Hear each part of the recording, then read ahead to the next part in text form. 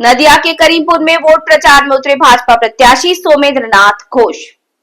नदिया करीमपुर विधानसभा क्षेत्र के भाजपा प्रत्याशी सोमेंद्र नाथ घोष ने 77 नंबर वार्ड स्थित जंगरादाह मंदिर में पूजा अर्चना कर औपचारिक रूप से अपना चुनावी प्रचार शुरू किया।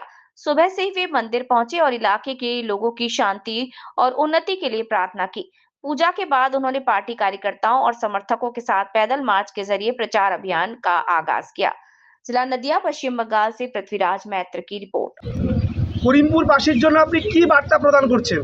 করিমপুরবাসীর জন্য আমি সর্বপ্রথম বার্তা জানাই, আমি এলাকার ছেলে হিসেবে সমস্ত নির্বাচকদের কাছে আমি আমার তরফ থেকে আশীর্বাদ চেয়ে নিয়ে বলতে চাই যে করিমপুর বিধানসভা এমন একটি বিধানসভা যে বিধানসভায় 34 বছর বামফ্রন্ট শাসনকালে এবং 15 বছর তৃণমূলের শাসনকালে যেভাবে করিমপুর বিধানসভাকে বঞ্চিত করা হয়েছে তার প্রতিবাদের সময় 2026 সাল, এটাকে বুঝতে হবে। 1 নম্বর।